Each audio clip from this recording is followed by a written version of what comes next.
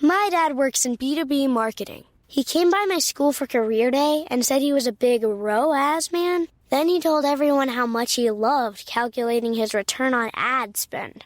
My friends still laugh at me to this day.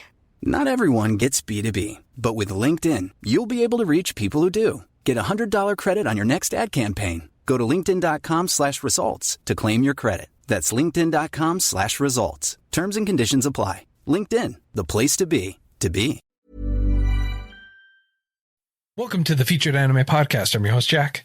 And I'm Rick. And today we are talking about Kase-san and Morning Glories, which was a random choice this week. Yeah, random is a good way to put it. Yeah, you know what? There's no better way to put it other than random.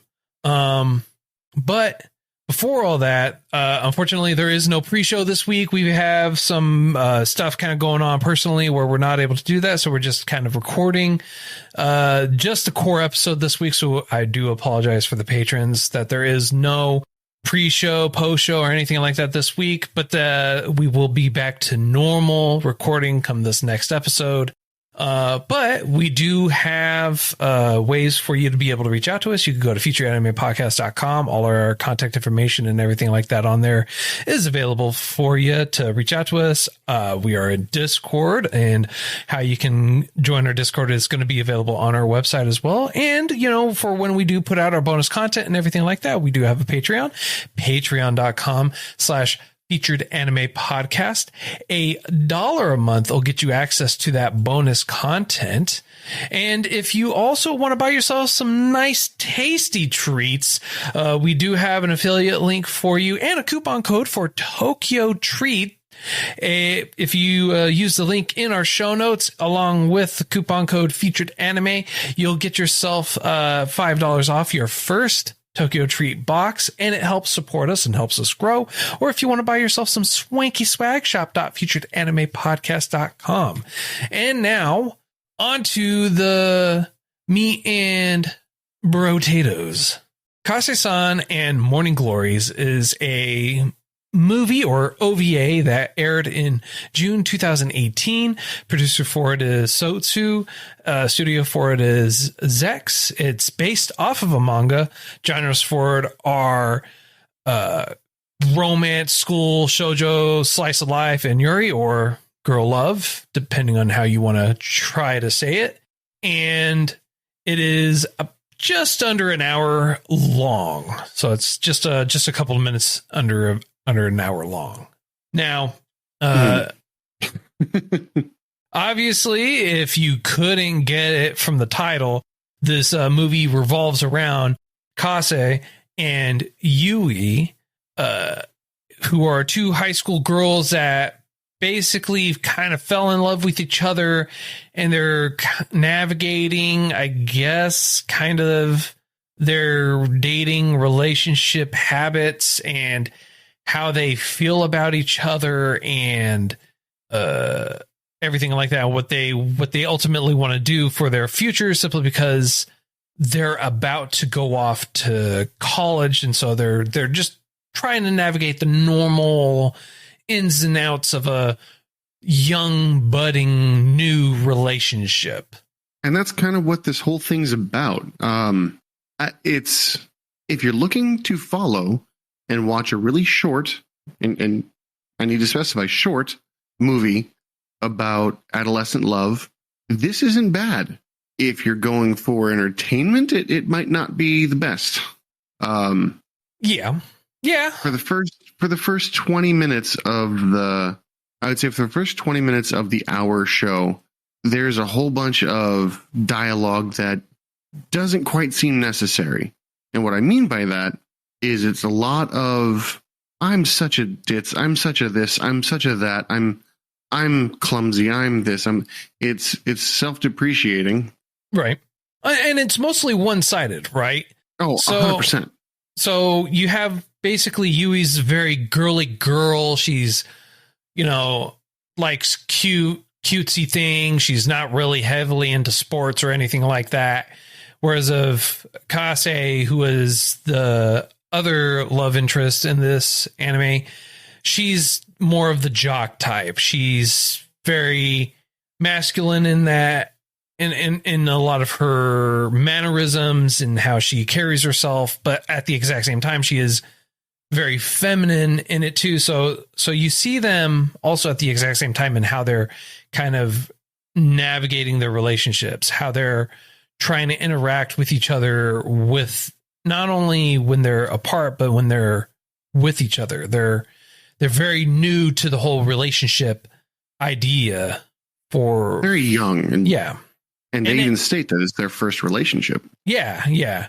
And which, you know, it's when you're watching it, it's like, oh, it's very cute. It's this and that. But then as it goes on, you kind of go, well, some of those mannerisms or some of those things, it's like, now that I'm older looking at it, it's like, yeah, that's kind of creepy. And what's funny is they'll point it out themselves too. So Kase talks about, you know, they're on the roof with Yuri and she's talking to her, and we had talked about this just before we started recording, that Kase is like pointing out, it's just like, I used to watch you for a year from up here in the hopes that you would look at me. I would just spy you down there every day while you worked in the garden at the school. It's like, yes. And then she points out that she stalked her for a year, basically. So what's kind of cool is they're all obviously in high school. They're young, so it's not so much creepy as it is innocent fun, or at least it seems that way. Right. And one of the things that I found quite interesting and appealing in the movie is the fact that it's stated that, you know, it's my first relationship, and that's more important than it's with a girl. And I was like, that's a refreshing take. It's not necessarily, you're not really focused on the semantics of the relationship so much as you're focused on how new and how it makes you feel. Right. And, you know, it's like with any other relationship there. I like the idea for them trying to navigate and figure each other out, figuring out what makes the other person happy or comfortable, and, you know, going through the normal. I like how they portrayed the normal new relationship status, right? And it was kind of like that with Horimiya, right, where they have that new relationship status style going on, but it was different for that, right? They had like entire chunks of time in Horimiya where they would skip 4 episodes, right? So it would be an episode and some time had gone by, and you didn't get to see the true progression of that relationship. Whereas with this, you got to see that progression for the relationship. You got to see them learning about each other all the way through. And while there was, and you can tell that there was time skips on here, the time skips weren't, I feel, as pivotal simply because they didn't spend a lot of that time with each other. And when they did have meaningful contact with each other, it was always shown. Yeah, like there was one episode, or not episode, there was one short stint where they're like, oh, so-and-so's not in school today. And they're like, oh, that sucks. And then fast forward to the next day.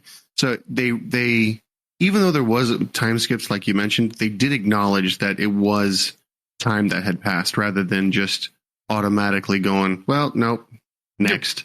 Right. And it was kind of cool seeing the interaction between them as well as their surroundings. Everyone interacted. Everyone, like, you were more popular, or our main character was more popular than you'd think, rather than she thinks. And she's really into horticulture. Horticulture? Is that am I saying it right? Horticulture. I got the first part right. You were in the general area. Yeah, which I believe the movie itself derives its title from. But what's really neat is it's, even though it's the study of flowers and whatnot, it kind of shows the dedication or the type of personality more than most of the interactions do, I think. And they talk about they do talk about the achievements that were made by I forget her name. Yui or Kase? Yui. Okay. The flower girl. Yeah, Kase. Yui. Or Yui. No, yeah, Yui. Yui. Sorry. How she transformed this area from kind of a barren area to a lush garden, essentially. Yeah. And they acknowledge her hard work and stuff like that. I was like, that was really awesome. So it's a feel good movie. Very campy towards the end, though. Very expected, if you will. Yeah. Yeah. And that's kind of the things, right? That I didn't like about this. The story was very, I feel, predictable and lacking. I feel like it could have been even like an extra 20 minutes longer or an extra 30 minutes longer and given us a little bit more depth, a little bit more character growth, a little bit more development in general for our two heroines. And I feel like they were shortchanged. I feel like they didn't do them justice. And when we did see them or the kind of interactions that we did get with them, it was nice. It was very kind of refreshing in the take or the progression of the story. I just feel like they could have done more with it. They could have, I agree. They could have done more to make them more than just two-dimensional. Yeah. Rather more than one-dimensional, because every time you were there, every scene had purpose. I will give the director that. That was a really good point. Every scene was good, and I don't think it had too much fat to trim off. Right. What I did find to be very, I'm not going to say refreshing because we already said refreshing, but a nice take was if you make some kind of connection to the main characters, you start to feel their anxiety almost in making the decision of, I have to choose between my first real relationship and the school I'm going to. Right. And there were some sacrifices that were made that I don't know if they were like, if they stuck, but it was nice to see love win, even if it was very brand new and they were still in their honeymoon phase and stuff like that. You could argue that. You could argue many things, but yeah, the interactions were it was a fresh take, and it made me remember back when I was in high school. And granted, I didn't have nearly as colorful or eventful relationships like that, but watching my friends essentially suit up and go to colleges they were gunning for, and some of them were across the country, some of them were upstate, some of them didn't even have anything, and so you got that wider range, and it made me think of a lot of my friends in that regard. So I mean, if the movie's looking for an emotional response, I think they got the wrong one from me, but it still got one. You know what I mean? Yeah, no, and I like kind of the take that they went with it, right? The viewpoint of, and it goes back to the struggles of them trying to figure out and navigating what they want to do, especially when it's still a very new love for them, and them discussing. I would like, and I want to say it like this, right? I want to say that I love the fact that they portrayed them in a very mature, but yet adolescent manner. Does that make sense?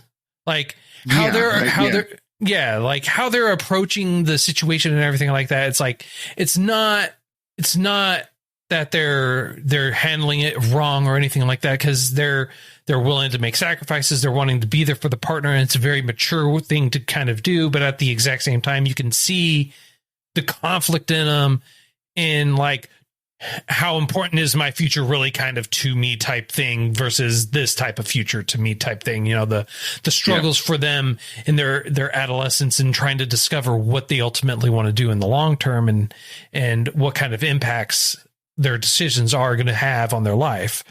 You know, that makes perfect sense. Yeah. And I see what you're talking about. And yeah, it comes through really well that way. I know I'm beating a dead horse when I say this, but it really feels like they're using not necessarily a real world experience, but real interaction to gauge this. So whoever wrote this did a really good job.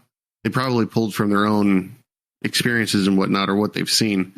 Again, some parts were a bit campy, but overall it was literally, it reminded me of actual events that happened. And so that, it's not a bad movie. It's by any stretch. They've got decent music. They've got animation that it's not the best, but it fits, which I think is really important. Yeah, no, I honestly would have to agree with you. The music for this honestly fit really well for it. It didn't feel or seem like it was out of place at all at any point in time, in all honesty. It felt like it didn't feel like it was shoehorned into the anime, like so many other shows that we have watched and kind of drudged through. They really kind of dug through the story, or the just tried cramming in music. They're like, oh, well, we have to have something here to kind of help tie it in together. What do we have? We have some stock music in the back that we haven't used before. Let's just use that. Makes no sense to use it here, but let's go ahead and just use it here. For this show, for this movie, I am glad that they didn't do that. Yeah, no, I 100% agree with that. I think that would have taken away from what this movie actually brought, if that makes any sense.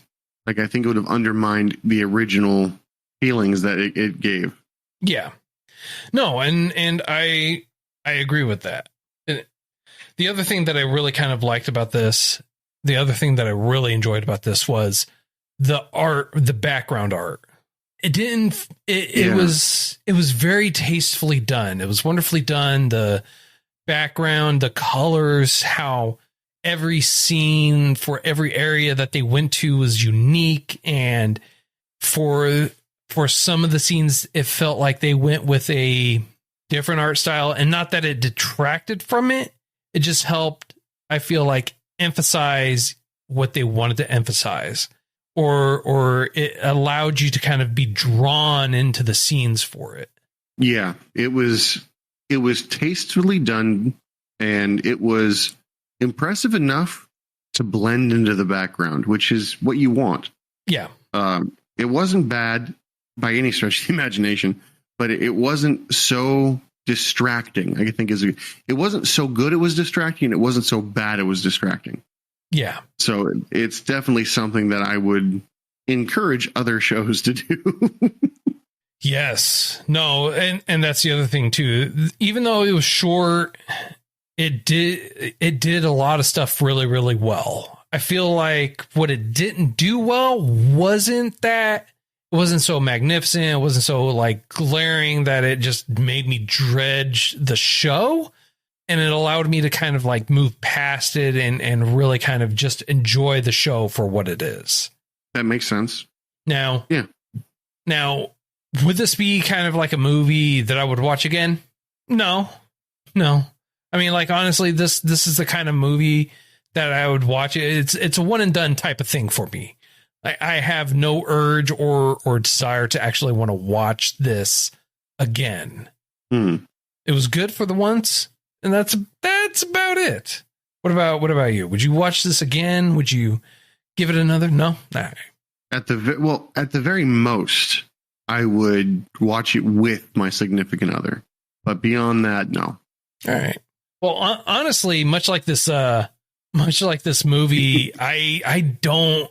This is not going to be a long episode, and honestly, I don't have too much more I could really say about it. I mean, like, we've kind of hit every. We talked about the points, all the points. I feel like we really wanted to talk about. This isn't really a deep substance type of movie, and it's all surface. You know, it's like it's like M&Ms, they're good. They taste good. It's nice for, it's a nice little treat, but it provides you no substance, and it's not going to fill you up unless you eat a ton of it.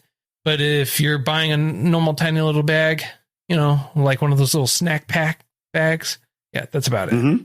That's all this was. It was a snack pack. It was like, yeah, well, that was good, but I'm still hungry. Makes sense. All right. So on a scale. Sorry. One last thing I would add is if you do watch it, watch to the very, very end. Yes. After the credits, because there is a very, I'm not going to say eye-opening, but it's nice. It's a little bow tie on the present, if you will. Yes. That is the one thing that I will say. I mean, like, it doesn't have a solid hard end. Like, it has an ending, but it leaves it just open enough to where if they wanted to come back and do some more, they could. Yeah. Yeah, I agree. If they wanted to, they could. But if they didn't, they left it closed just enough that it's satisfying to just let them pretend they're real people and live their own lives and be happy with what you were able to see. Yeah. So on a scale of up to 10, sir, how would you rate this? Surprisingly, like I was going to give it a 5 just because the first part dragged, but I got to give it like a 7 because I feel like it was not a waste of time. I feel like it was not a waste of time. The fact that I would watch it again with somebody else, I would show it to them to try to elicit certain feelings, obviously. I'm teetering between a 6 and a 7 because it wasn't great and it did waste a lot of time. All right. Well, would you like to know my score? Give it a 6. Okay. I was going to 6. I was going to give it a 7. Reason why I'm giving it a 7 is because of all the positive points I had talked about for it. Right. The artwork was great. They didn't really kind of teeter on a lot of it. However, I do feel like the writing, while it was good, it was solid. I just feel like it could have been a little bit more fleshed out for the character development. I feel like the length could have been a lot longer. I most certainly would not watch it again. I mean, fair enough. Pure and simple. I just would not watch it again. But honestly, that's about it, right? Those are my big critiques for it. So it's a cute show. It's not your normal kind of slice of life school, type of anime. And it's very, I want to say it's like a nice palate cleanser. Like in between a lot of, I mean, like the last few ones we watched, they were not that great. Yeah. No, they were not that great. This was like a nice breath of fresh air. I agree. All right. 100% I agree. Okay. Well, much like this anime.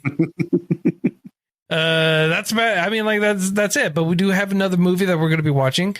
Reason why we're doing another movie is because we want to, and nanners. Nanners. I like it. Nanners. So the movie that we're going to watch, it's actually basically based off of a season that I had seen before, a series that I'd seen before for their season 1, and it's Made in Abyss, and the movie is called Journey's Dawn, which is basically the first half of season 1. I'm looking forward to it. I've seen season 1. I have not seen the movie, so I am looking forward to it. And yeah, I mean, I'm looking forward to Rick watching it too, because it's a movie that was recommended to me, or rather, the series was recommended to me by a coworker of mine, and I loved it. So I'm going to go back. I'm already actually thinking about going back and rewatching the series again anyways, just before I start watching season 2. So the movies will be nice. Okay. Do you think if it's good, we'll watch the series too? Yes. And do a compare and contrast with me? I think that it would be good for us to do that compare and contrast for it. But we'll do that after the movies. But before we watch, we'll do the 2 movies. We'll watch season 1. We'll do our contrast. All right. And then we'll do the 3rd movie, because there is a 3rd movie. And then we'll go on to season 2, because season 2 is already done airing too. Sounds good to me. All right. Well, I hope you all enjoyed this week's choice. Please let us know if you feel like we did it too much justice or not enough justice or anything like that. Feel free to reach out to us. All our contact information is available on our website at featuredanimepodcast.com. If you want to talk or chat with us or hang out with us, we do have a Discord. You are all welcome to go in there and talk and hang out with us and chat with us in there. If you want to give us any recommendations on anything that you feel like we should watch, go ahead and we do have a form where you can fill it out, accessible on the website as well as on Discord. And it's also in the show notes as well, so that way you can contact us. We have contact information and how to contact us everywhere. If you want to help support us, help us grow, you can go to patreon.com/featuredanimepodcast. $1 a month will get you access to bonus content that we usually do put out with every episode. And if you want to choose to support us through other means, we do have affiliate links. And if you use our link for Tokyo Treat in the show notes, along with our coupon code featured anime, you get $5 off your first box. And trust me, the treats in there are tasty and delicious. I do highly recommend it. And until next time, I'm Jack. I'm Rick. We'll see you next time.